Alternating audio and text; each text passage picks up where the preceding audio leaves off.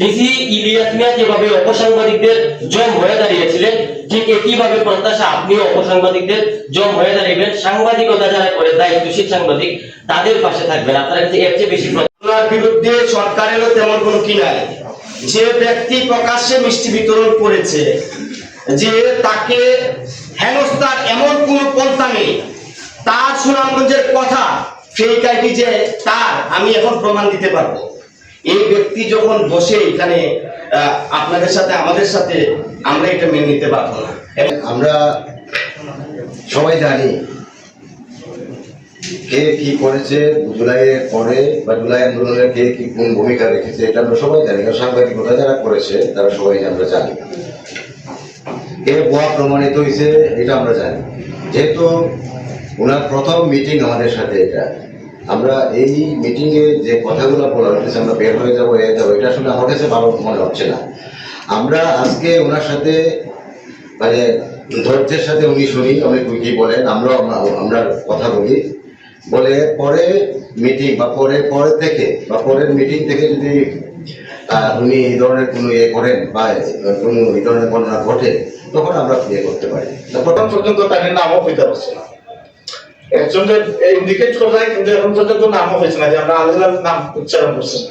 এখন এই তুমি নিজেই নাম উচ্চারণ করতে পারো না। আরেকটা হচ্ছে আল্লাহ নিজে পরিচয় দিচ্ছেন একটা প্রেস ক্লাবে তাই তারপরে প্রশাসন অ্যাডমিনিস্ট্রেশনের এর ফলে সে একটা দাঁড়ায় সব রেফার একটু মানে সবকিছুই তো একটু শৃঙ্খলা থাকতে হবে। মাসুল্লাহ থাকছে কিন্তু একটু শৃঙ্খলা আমরা এটা ধৈর্য নিচ্ছি। তোমরা যেটা বুঝছো আমরা এই জায়গাটাতে সৈয়দপুর একেবারেই একমত। এখানে অনেক সাংবাদিকরা বলছেন যে আমরা হাওড় পাড়ের মানুষ, আমাদের ফসল যদি গড়ে উঠে আমরা সুখী, আপনিও সুখী।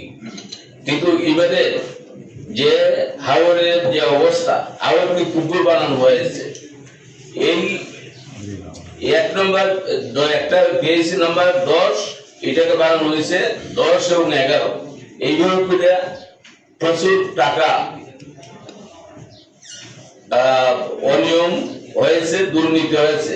আমরা আশা করব এই সাংবাদিক যারা আছেন সবাই আশা করেন, আমরা আশা করব যে আমাদের ফসলটা যাতে গড়ে উঠে এবং যতটুকু কাজ হয়েছে ততটুকু পয়সা দেওয়া হোক, বাকি টাকাটা রাজস্ব খাতে ফেরত দেওয়া হোক, এটি আমার কথা।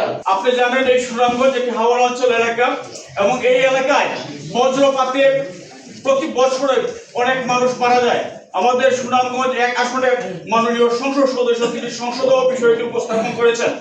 আমরা যতটুকু জানি একজন বজ্রপাতে নিহত ব্যক্তির জন্য সরকারিভাবে 25,000 টাকা এবং আহতকে 10,000 টাকা দেওয়া হয়, তাও আবার আবেদন করতে হয়। সেক্ষেত্রে আমার অনুরোধ, যাতে যারা মারা যায় বা আহত হয় জেলা প্রশাসন স্বপ্রণোদিত হইয়া যাতে এই সরকারি সহায়তা পৌঁছে দেয়, এটা হচ্ছে আমার দাবি।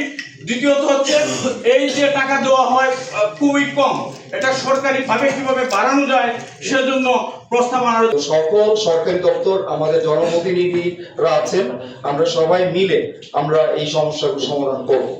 ঠিক আছে, এখানে যে বিষয়টা ফসল তোলা, আমি জয়েন করার পর থেকেই না, আমি জয়েন করার আগেই আমি শুনেছি এখানে ফসল তোলা এবং বাদ এটি হচ্ছে দুটি মেজর বিষয় বা মেজর ইস্যু বা দুটি প্রধান বিষয়।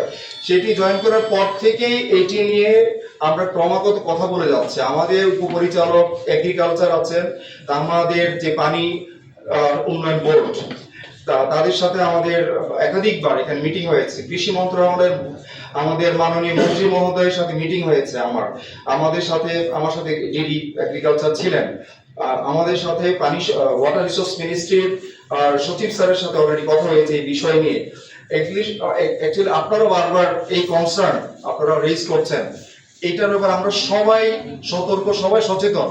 এই বিষয়ে আমরা গতকাল যে একটি আশঙ্কা তৈরি হয়েছিল, এখানে আমাদের আমি বলবো এখানে আমাদের কয়েকজন সাংবাদিক এবং জনপ্রতিনিধি তুলেছিলেন যে বিষয়টি, আমরা সরজমিনে সেখানে গিয়েছি। শান্তিগঞ্জ আমার ডিটেলস এডিসি রেভিনিউ স্থানীয় যা প্রশাসনের ওরা সবাই ছিল, কৃষি ডিপার্টমেন্ট, পানি সম্পদ বোর্ডে সবাই ছিল, সাংবাদিকরা ছিলেন। আমরা কিন্তু সেখানে আপনারাই বলেছিলেন যে গতকালই সেই যে কাটা বাঁধটা ছিল সেটি আবার মেরামত করতে হবে, ঠিক করতে হবে, এবং আপনারা ইতিমধ্যে জেনেছেন সেখানে কিন্তু আমরা সেটি সবাই মিলে সেটি আমরা সেই যে ভেঙে যাওয়া বাঁধ সেটা আমরা ঠিক করেছি সবাই মিলে। তাই তো আমি জানেন না, আপনারা সবাই জানেন আমরা সেখানে কয়েক ঘন্টা সেখানে ছিলাম এই জেলার স্বার্থে, কৃষক ভাইদের স্বার্থে। আপনারা আমরা